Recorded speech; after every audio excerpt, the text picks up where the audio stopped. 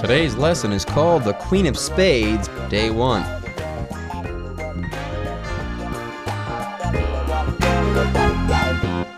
Hi everyone, my name is Jeff. I'm Roger. Today we're going to be talking about literature in our literature unit. We're going to talk about a work of literature, a story, a novel, a poem, or whatever.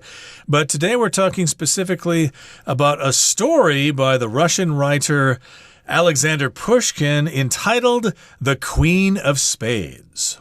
Now, long ago, once upon a time when I was in college, I studied Russian literature. It's true, I didn't major in it, but I took a couple classes in it, and I got to learn a little bit about Alexander Pushkin. First of all, he is considered a giant of Russian literature. Second of all, if you went to Russia, he would be known, or his reputation would basically be built upon the fact that he wrote some of the most beautiful poems ever in the Russian language. So in this Russian literature class, one of the first things you learn is that, he wrote stories and all sorts of stuff, and we're going to read those. We're not going to read his poetry. Why? Not because it's not great, but because if you read it in translation, you lose almost everything. In the Russian, these are unbelievably beautiful poems.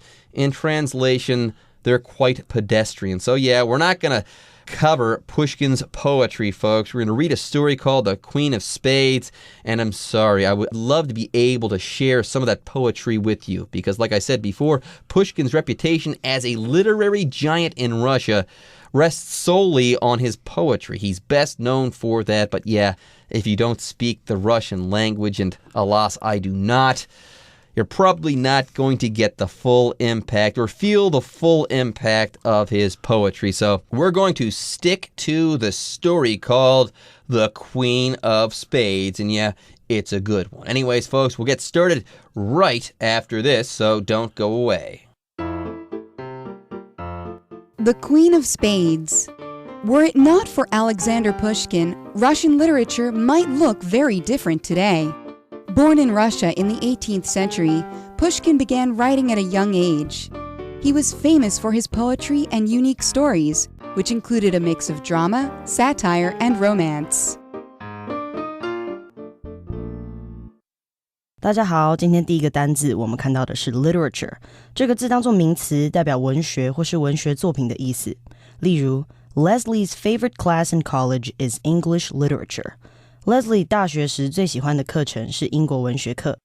接下来我们看到的单字是 unique， 这个字当作形容词，它有独特的、特有的意思。所以我们可以说 Stinky tofu is one of Taiwan's most unique snack foods。臭豆腐是台湾最独特的小吃之一。再来我们看到的单字是 romance， 这个字当作名词，代表爱情故事或是风流韵事、浪漫情调的意思。例如The author has written several romances. 那位作家写了几部爱情小说。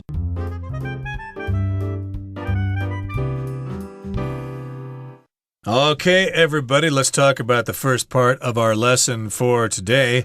This first paragraph here is an introduction to our story, to our lesson, and to the writer Alexander Pushkin. Now, were it not for Alexander Pushkin, Russian literature might look very different today. So were it not for him, if it weren't for, you could also say that Alexander Pushkin is responsible for making Russian literature look like it does today. If it were not for him, we may not understand the beauty of Russian literature. Literature, of course, is all about writing, novels, poetry, short stories, etc. There you go. When we're talking about literature, we're talking about writing. We're talking about writing that is considered high art. If you write an article for a newspaper, chances are people aren't going to call that literature. If you write the words that go into a comic book, chances are people aren't going to call that literature. But if you write a great novel, a great poem, a great short story, so on and so forth, maybe, just maybe, if it's good enough, people might call what you've written literature. Anyways, let's talk about Alexander Pushkin. Born in Russia in the 18th century, Pushkin began writing at a young age. And yes, he was famous, like I said, he was famous for his poetry and also his unique stories, which included a mix of drama, satire, and romance. And yes, the Queen of Spades is chock full of all of these things. Now, like I said before, we won't be talking about his poetry because neither Roger nor myself, for that matter, speak Russian. And yeah, like I said before, if you really want to understand just how beautiful his poetry is, you have to read it in the Russian, or you have to hear it spoken properly or read properly by someone who speaks Russian. Anyways, though, the story, The Queen of Spades, is still going to be awesome, and we're going to start reading from it right after a break. But before we take that break, we've got a few things that we have to talk about. First of all, Pushkin's stories. They were known to be unique, or people thought that they were unique. But what does this word unique mean? Well, first of all, this word unique, it's an adjective. And yes, this word describes something that is special or one of a kind. Right, unique, very special, and they were special or unique because he had a mix of different things, of drama, which is, of course, people talking to each other and expressing emotions and things like that. Also, he used a lot of satire and also romance. We know what romance is. It's just basically love stories and things like that. Satire here is when you use humor or irony or maybe a sarcasm and exaggeration to actually make an expression or to express a certain point, and you're usually making fun of people. You could use a funny story to make fun of a political leader or something like that, or you could draw a political cartoon.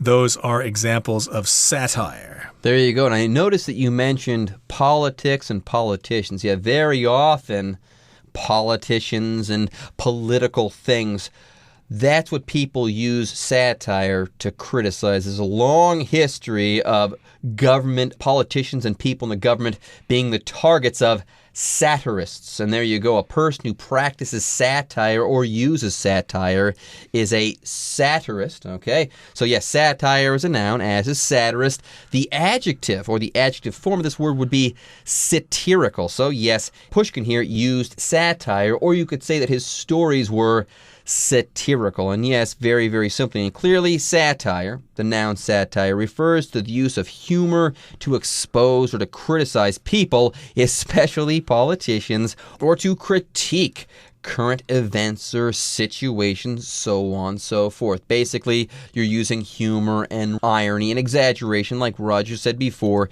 to show others how certain things, certain events, and certain situations don't make any sense at all. Now, Pushkin's stories, they were unique because, yeah, they had a strange blend of drama, satire, and then also romance. Now, I'm not exactly sure how satire and romance go together, but hey, Pushkin, he was a genius and he made it work. So yes, he was skewering politicians and also writing stories about how people fell in love, because yes, the word romance, well, it's just a word that refers to love-related things, or to the act of falling in love. That's really all there is to it. All right, folks, with that, it's time for us to take a break, but don't go away.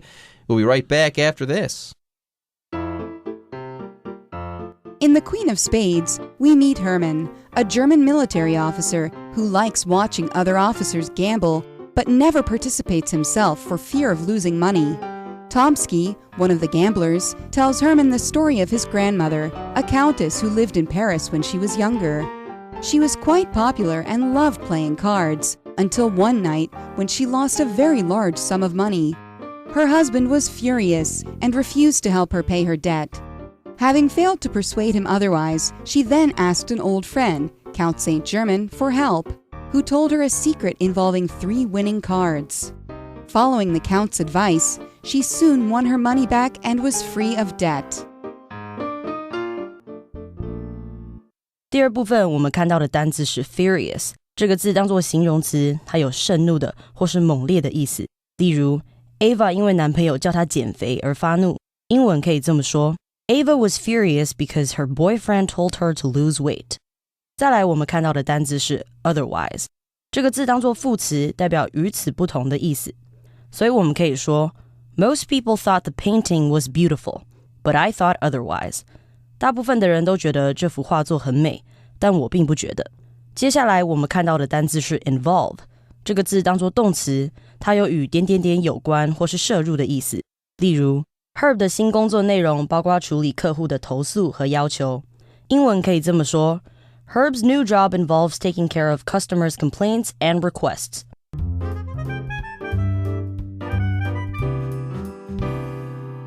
Okay, everybody, we're talking about our featured story, The Queen of Spades. And by summarizing The Queen of Spades, we can probably learn how Pushkin was able to include drama, satire, and romance to have some very unique stories. So in The Queen of Spades, we meet Hermann, a German military officer who likes watching other officers gamble, but never participates himself for fear of losing money. So this is the main character of the story. Hermann is probably how we say it in English, Hermann or something, maybe in German. I don't know. I don't speak German, but in any case, he's a German military officer, maybe a general, maybe a colonel or something like that. And he doesn't play cards with the other soldiers. He just sits back and watches them gamble. Gambling, of course, is when you play certain kinds of casino games for money. It could be cards. It could be blackjack. It could be the roulette wheel. It could be slot machines or whatever. There are various ways to gamble. He watches them gamble, but he does not take part himself. He does not participate because he's afraid of losing money. So for fear of here just means because he's afraid of doing this thing. Yeah, he never participates himself for fear of losing money. That is, he's afraid of losing money, so he doesn't gamble with the other officers. Yes, this phrase, for fear of, it means out of fear, because of fear, or due to fear. That's really all there is to it. Anyways, we've got Hermann. He's a German military officer. Then we have Tomsky. Now that sounds like a Russian name to me. Tomsky, that's a good Russian name. Tomsky, one of the gamblers, tells Hermann the story of his grandmother, a countess who lived in Paris when she was younger. So this is getting confusing. We've got Hermann the German, Tomsky who's probably Russian, but Tomsky, his grandmother was a countess who lived in Paris. Now Paris, if I'm not mistaken, Paris is in France. Well, that being said, there is also a Paris, Texas, but the real Paris is and has always been in France. So we've got a German, a Russian, and a Russian maybe who lives in France. How confusing. But I get the feeling that if we read on, things will get clearer. But before we can read on, let's go ahead and talk about this word countess. A countess is a female count. Yes, a count is a noble person. It's a member of the nobility in Europe. So a count is a man, a countess is a female. A countess is a female count or a noblewoman in Europe. Or she could be the wife of a count or an earl, but in this particular case, it's a story of the grandmother who was a countess in Paris, at least when she was younger, and she was quite popular and loved playing cards until one night when she lost a very large sum of money. So, of course, this is Tomsky, one of the gamblers, telling Hermann this story about his grandmother. Yes, my grandmother used to be a countess. She lived in Paris when she was a young girl. And she was quite popular. Lots of people liked her. She had lots of friends. And she also loved playing cards. Maybe she played poker or blackjack or bridge or whatever, but she loved playing cards. But one night when she was playing cards and gambling, she lost a very large amount or sum of money. And that's what happens sometimes when you gamble, when you play cards. You think that you're smarter than everybody else, but they think they're smarter than you, and you end up losing everything. Anyway, she lost a whole lot of money. She lost a very large sum of money, and it makes sense that her husband was mad with her about this. But get this, he wasn't just mad. Her husband was furious and also refused to help her pay her debt. So she lost all this money, and she went, honey, I lost this money and I need some help. And he said, no, I'm super angry with you, so I am not going to help you to pay your debt. Deal with it yourself. Anyways, if someone is really angry, I mean super angry, you can say that this person is furious. Yes, if a person is furious, this person is extremely angry or filled with rage. Yeah, when I was young, my brother broke my favorite toy. I remember being furious with him for breaking my toy. Yes, I was super furious with my brother when he broke my toy. My goodness, you must have been extremely angry. You were furious. And in this particular case, the husband was furious. He was very angry with his wife. After all, he works hard for his money. And what does the wife do? She hasn't got anything better to do than to go down and play cards and lose all the money that he has worked so hard to earn. So he was very angry, extremely furious, and he refused to help her pay her debt. Nope, sorry. You made your bed. You lie in it. That's your problem. I'm not going to help you. You've got to solve this for yourself. Yeah, and having failed to persuade him otherwise, she then asked an old friend, Count St. German, for help, who told her a secret involving 3 winning cards. Yeah, I'm pretty sure that if I spoke French properly, I would have said something like Count Saint-Germain or something like that, but I don't, so I'm going to use the anglicized version of this name, Count St. German. Doesn't sound as good, but what can you do? Anyways, before we move on, we've got 2 vocabulary words to talk about. The first of these is the word otherwise. Here, the word otherwise means in another way or as an alternative. Then we also have the word involving.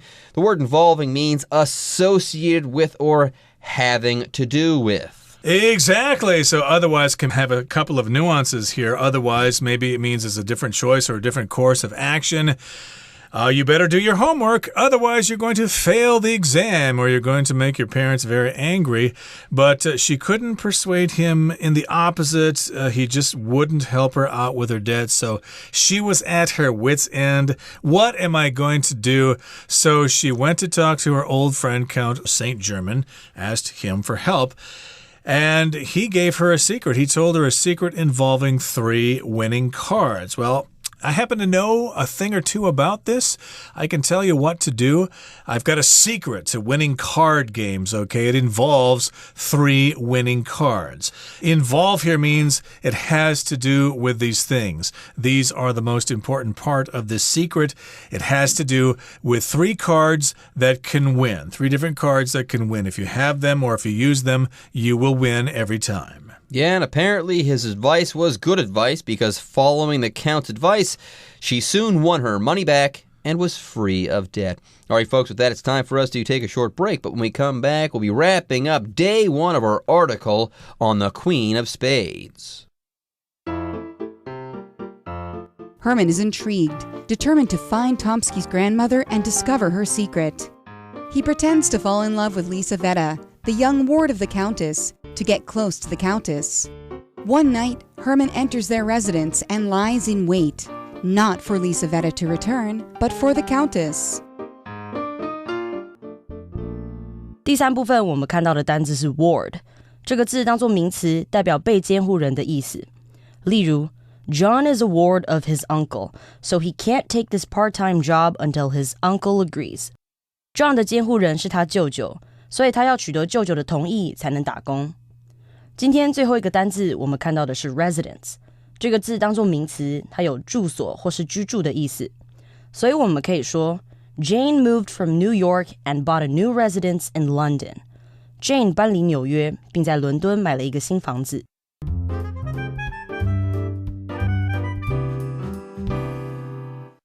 Okay, let's move on now to the third part of our lesson for today. Now, Herman, remember, he doesn't gamble, but Tomsky is telling him a story about his grandmother who knew how to gamble pretty well, or at least she lost money, but she gained it back later.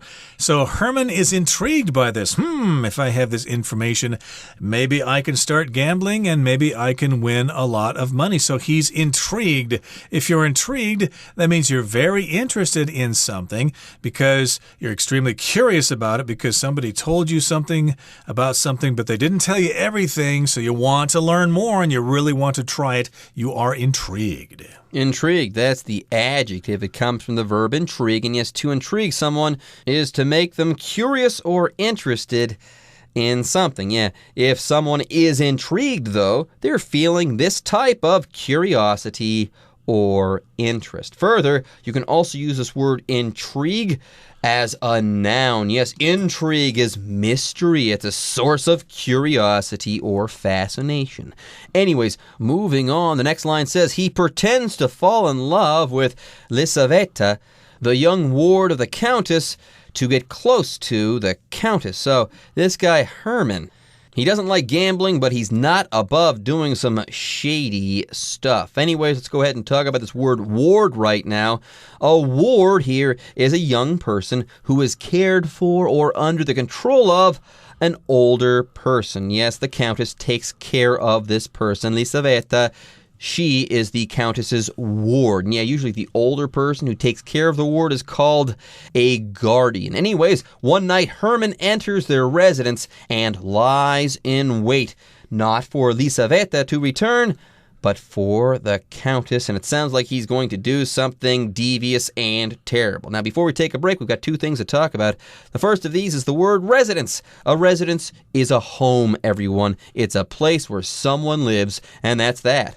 And that's that. And he lies in wait there. He's waiting for the Countess to show up. Lisaveta is going to have a broken heart. Okay, that brings us to the end of our lesson for today. We'll continue summarizing it next time, but for now, we're going to hear from our Chinese teacher.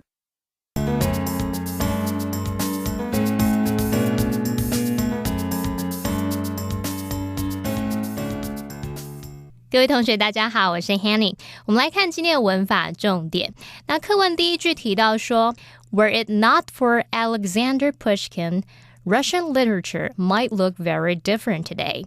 要不是亚历山大普希金，今日的俄国文学可能相当不同。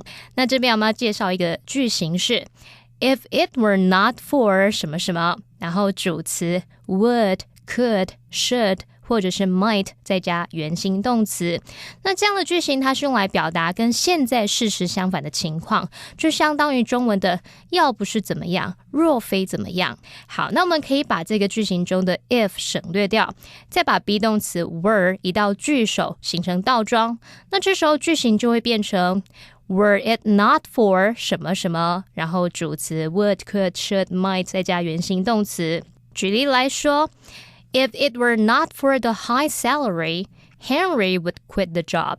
要不是薪水高， Henry 就会把工作辞掉了。那这句也可以说成 Were it not for the high salary, Henry would quit the job. 好，那我们回头来看课文的句子。他说 Were it not for Alexander Pushkin. 好，同学们看到 Were it not for 你应该会还原句子了吧？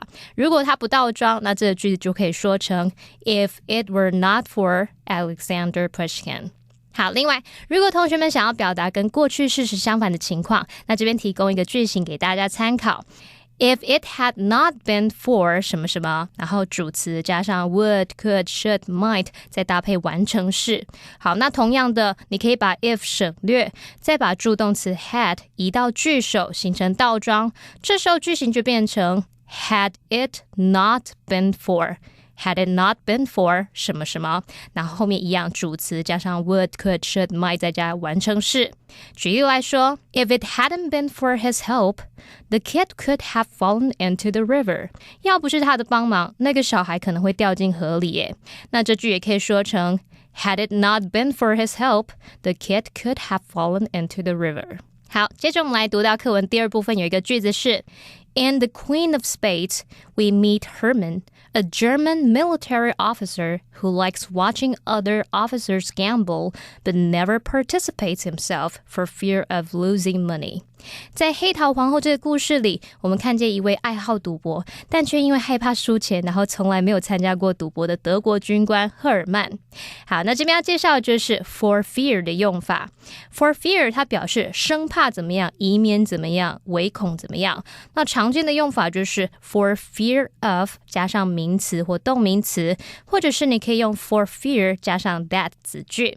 那这个 that 子句里面呢，常常会使用 might、may, would, should, could 等等的助动词。例如 He walked on tiptoe for fear that he would wake the children. 他踮脚尖走路，生怕会把小朋友吵醒。好，那以上是这些重点整理，接着我们就来回顾今天的单字吧。 Literature. I took an extra French literature course at university. Unique. That is such a unique dress. I haven't seen anyone wear something like that before. Romance. The author is especially known for her novels that feature romance and comedy.